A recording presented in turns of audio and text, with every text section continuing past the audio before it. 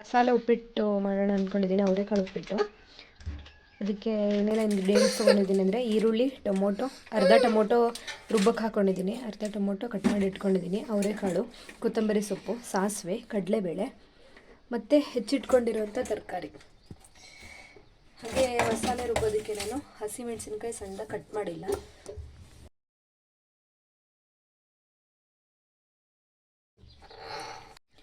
ಸ್ವಲ್ಪ ಕೊತ್ತಂಬರಿ ಸೊಪ್ಪು, ಒಂದೆರಡು ಹಸಿಮೆಣಸಿನ್ಕಾಯಿ 4ರಿಂದ 5 ಹಾಕಿದ್ದೀನಿ, 2 ಬೆಳ್ಳುಳ್ಳಿ, ಸ್ವಲ್ಪ ಶುಂಠಿ, ಚಕ್ಕೆ, ಲವಂಗ ಮತ್ತು ಅಲ್ಲೇ ಅರ್ಧ ಟೊಮೊಟೊ ಹಚ್ಚಿಟ್ಕೊಂಡಿದ್ದೀನಿ, ಅರ್ಧ ಟೊಮೊಟೊನ ರುಬ್ಬಕ್ಕೆ ಹಾಕಿದ್ದೀನಿ.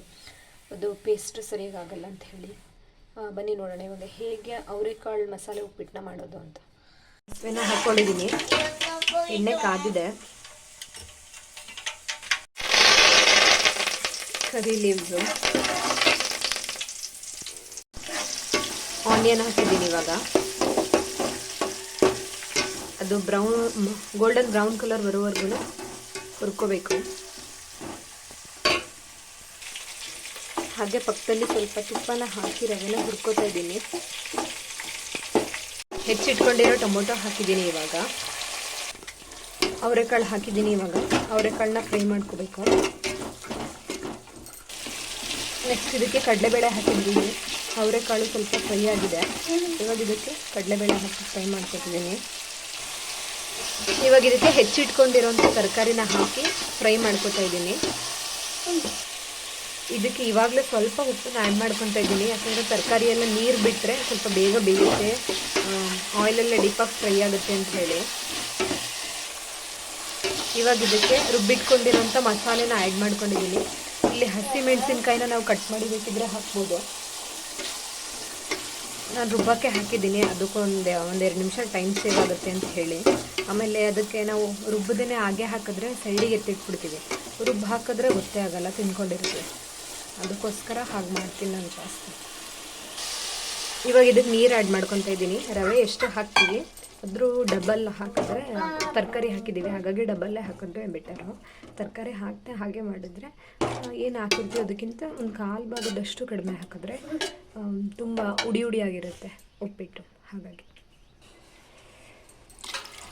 ನಾನು ರವೆನ 1.5 ಪಾವಷ್ಟು ತೊಗೊಂಡಿದ್ದೀನಿ. ಅದಕ್ಕೆ ಅದು ಡಬಲ್ ಅಷ್ಟು ಅಂದರೆ 3 ಪಾವ್ನಷ್ಟು ನೀರು ಹಾಕಿದ್ದೀನಿ. ಇವಾಗ ಪಾವು ಅಂದರೆ ಗೊತ್ತಿರುತ್ತಲ್ಲ,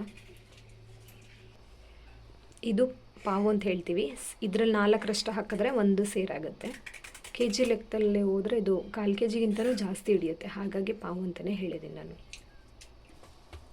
ಇದಕ್ಕೆ ಇವಾಗಲೇ ಕೊತ್ತಂಬರಿನ ಆ್ಯಡ್ ಮಾಡ್ಕೊತಿದ್ದೀನಿ. ಇದು ಸ್ವಲ್ಪ ಕುದಿಯೋಕ್ಕೆ ಸ್ಟಾರ್ಟ್ ಆಗಬೇಕು. ಕುದ್ದು ಸ್ವಲ್ಪ ಹೊತ್ತು ಬೇಯಬೇಕು, ತರಕಾರಿ ಎಲ್ಲ ಬೆಂದ್ಬಿಡುತ್ತೆ. ಅದಾದಮೇಲೆ ನಾವು ಅದಕ್ಕೆ ರವೆನ ಹಾಕಿದ್ರೆ ಉಪ್ಪಿಟ್ಟು ರೆಡಿ ಆಗುತ್ತೆ. ಇವಾಗ ಇದಕ್ಕೆ ರವೆನ ಆ್ಯಡ್ ಮಾಡ್ತಾಯಿದ್ದೀನಿ. ಸ್ವಲ್ಪನೇ ಆ್ಯಡ್ ಮಾಡಬೇಕಿಲ್ಲ, ಗಂಟಾಗಿಬಿಡುತ್ತೆ, ಅಲ್ಲೆಲ್ಲ ತಿರುಗ್ಕೋಬೇಕಾಗತ್ತೆ.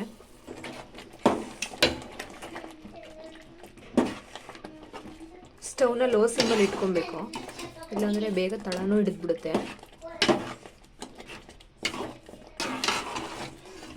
ಮತ್ತು ತುಂಬ ಕುದಿಯೋದ್ರಿಂದ ನಾವು ಹೈ ಸಿಮ್ಮಲ್ಲಿ ಇಟ್ಕೊಂತು ಅಂದರೆ ಅದು ಎಲ್ಲ ಕಡೆ ಆರುತ್ತೆ, ಅದರಿಂದ ಇಂಜುರಿ ಆಗ್ಬೋದು. ಹಾಗಾಗಿ